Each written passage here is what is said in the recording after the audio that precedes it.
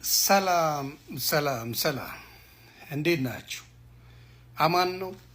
ክብሩ ይስፋ ክብሩ ይስፋ የእናትና ልጁ።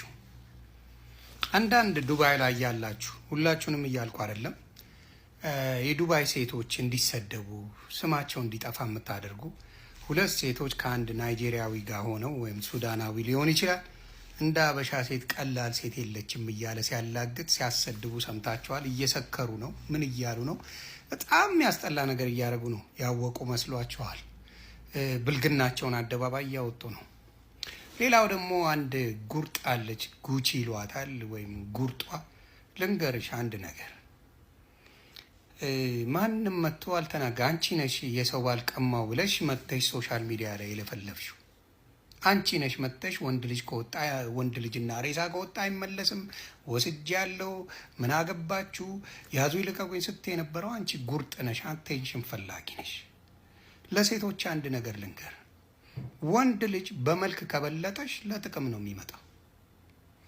በሆዴ አይተናል፣ አሁን በመጣው ልጅ አይተናል። በማንኛውም ውሰዱ፣ ወንድ ልጅ ሴትን ልጅ በመልክ ከበለጣት፣ በቁመና ከበለጣት ለጥቅም ነው የሚመጣው። ስለዚህ ማናችሁንም ብትሆኑ አፍቅሮኝ መጣ፣ ውበቴን አይቶ መጣ፣ ከአንቺ ከበለጠ እንዴት ነው ያንቺ ውበት የሚታየው? ማህይም ስለሆናችሁ። ግን በልቶች ደግሞ ሙድ ተይዞብሽ ሲኬድ መሳቂያ ስትሆኑ ትመጣለ። ለምንድን ነው ሶሻል ሚዲያ ላይ የግል ላይፋችሁን ይዛችሁ የምትመጡት?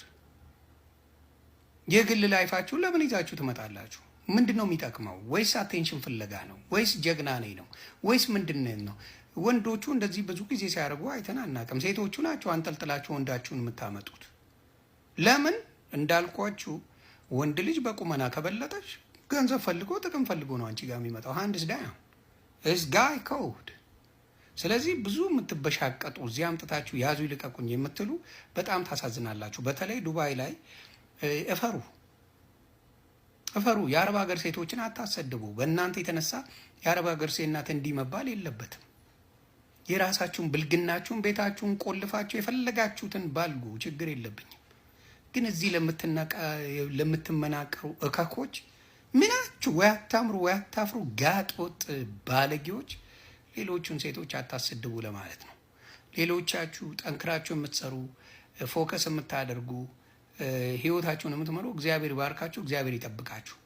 እንደ ጉርጥ ያሉ እንደነዛ ናይጄሪያ መጫወቻዎች ምናምን ያሉ እከኮች ግን በእውነት ልታፍሩ ይገባል። ምንም ፕራውድ የሚያስደርግ አንድ ነገር የላችሁ።